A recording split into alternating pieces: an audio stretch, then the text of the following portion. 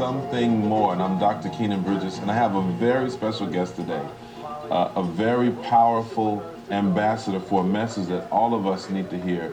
We have Apostle Robert Henderson. Welcome to the show. It's great. God bless you. God bless you. You know, you've really come to be known as sort of this messenger of this kingdom message of the courts of heaven. You know, you've written about it, you've taught about it, you're going all over the world with this message.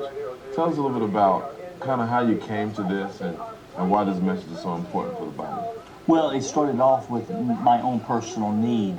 That I've always been a man of prayer since 1980. Wonderful. But for the first time in my life, my prayers weren't getting any results. The answers weren't coming. And I had a son that was in deep depression, that had been in ministry. And what happened was I couldn't get him out of it. I'd prayed for him for like 2 years. And the old style, if you will, what I would say the traditional realm of spiritual warfare. I was binding, I was loosing, I was opening, I was shutting, I was doing everything I knew to do. Yeah. And after 2 years, and nothing was getting better, it was only getting worse. Wow. And after 2 years, one morning I went to prayer and I heard the Lord whisper to me, bring him to my courts. Wow. And so I thought, well, I think I know how to begin this. So I began the process, and I won't go into the whole process, but it took me about 15 minutes to repent for his sins. And then the Lord said for me to repent for some sins, for some words I had spoken concerning him, that the accuser was actually taking and using against him to build a case. Wow. And then the Lord told me to begin to prophesy his destiny. It took about 15 minutes to do all that. Wow. And a week and a half later, my son calls me. Wow. And he says to me, Dad, I don't know what happened. But he said, but a week and a half ago, all the depression left me. Wow. And I'm now ready to do God's will. Well, he's now a senior pastor of a local church, overseeing several other churches in the northeast part of Texas and northern Louisiana, and just flourishing in the call that God has for him. But it all stems back to God helping me go into the courts of heaven and see those things against him broken. And I tell people that I did in 15 minutes in the courts of heaven what I had not been able to do in 2 years on the battlefield. Wow, wow.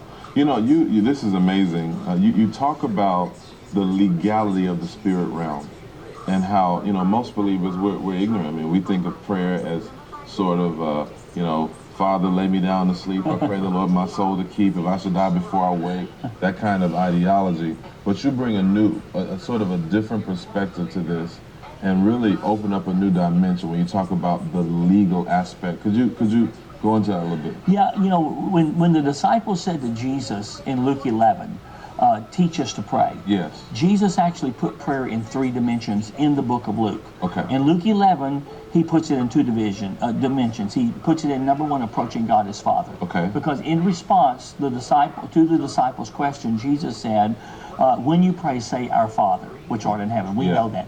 But he was saying you approach God as Father. Yeah. But in Luke 11, 5 through 8, he says, and which of you having a friend? And he begins to put prayer in the realm of approaching God as friend. Wow, wow. But then in Luke 18, he finishes up the teaching 7 chapters later. Wow. And he says that there was in a certain city a judge and a widow that went before this judge. And through her activity before this judge, she rendered a verdict. And then Jesus said, he said, if the widow can do this, how much more will God hear the cry of his elect? Wow. So he puts prayer in the perspective of approaching God as judge. Wow. So those are the 3 dimensions: approaching God as Father, approaching him as friend, and approaching him as judge. Wow, wow. But the judge is the courtroom.